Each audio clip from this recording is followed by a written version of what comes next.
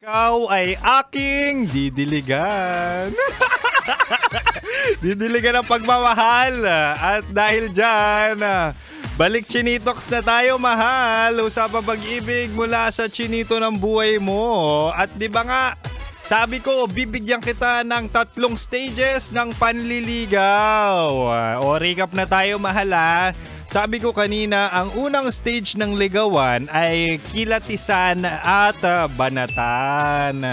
Dito yung yung introduce yourself, yung may kasamang pakiramdaman, kung yung mga banat mo ba ay talaga nga namang effective, napapakilig mo siya at talaga nga namang napapangiti mo siya. Kasi minsan, dyan pa lang sa stage na yan, malalaman mo kung may pag-asa ka or malapit ka ng supalpalin. Diba? Yan yung mga efforts na good morning, na good night. Kasi yan yung pagkakataon na talaga nga namang makikita mo kung magre-reply siya sa mga good morning, good night mo eh. Kapag scene zone lang, ay, next target. Ang pangalawa naman, mahal, ng stage ng ligawan ay consistent na effort at pagpapatunay. Ito na yung ligaw mode on. Kumbaga, ito yung makikita mo na talaga nga namang pinapakita mo yung efforts, 'di ba? Pinapakita mo na gusto mo siya. Dapat yung mga lambing, yung mga best foot forward mo ay hindi lang sa umpisa. Kasi kapag consistent ka, malalaman ng nililigawan or ng tao na talaga nga namang ang intention mo ay busilak, hindi lang para siya ay iyong tikman. At ang pangatlo naman, panghuling stage, ito na yung heart to heart at paghingi ng oo. So, nalalaman mo na nga na may pag-asa ka. Dapat magtanong ka na kung pwede nang i-level up or next step ang inyong lampungan. Di ba? Kasi minsan nag-i-effort ka, dapat alam mo kung may patutunguhan. Kasi naalala ko dati yung tropa ni Kim Chino ay talaga nga namang masigasig sa kanyang nililigawan at grabe lumustay ng pera. Pero nung kinatagalan hindi na nag-level up ang kanilang landian, ayun, binasted, may gusto palang iba.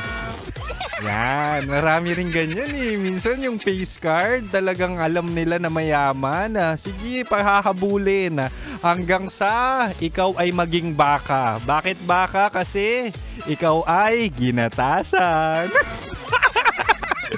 Naku po, yung mga ganyan-ganyan. Pero kapag may pag-asa naman, ang sarap pa.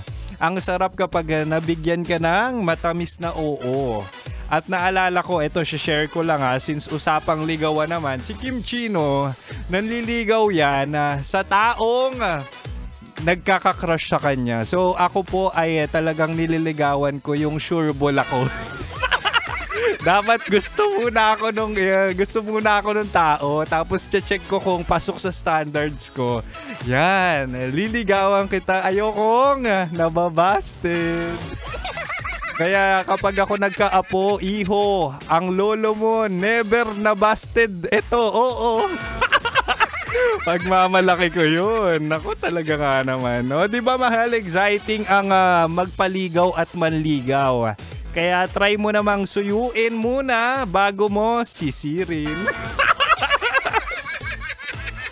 O siya, ako'y magpapaalam na bukas ulit 69 tayo 6 to 9 PM, Chinitox, usapang pag-ibig mula sa chinito ng buhay mo. At syempre, ako to, ang spicy opa mo sa radyo, na kapag natikman mo, hahanap-hanapin mo, ako to si Kim Chino. Ay, teka, shoutout ko muna tong mga pauwi mula Baguio. Shoutout sa'yo, Jen, Shiber, Kyle at Jericho. Magtotropang kulang sa dilig. Mga inaagyo at tuyot ang kanilang love life. Wow! Joke lang. Anyway, susunod na po sina Rocky Terra at Titan Jello sa kanilang programang Rocky Secret Files with Titan Jello. Mahal, happy Friday at manatiling nakatutok dito lang sa 90.7 Love Radio. Kailangan pa bang i-memorize yan? Basic America.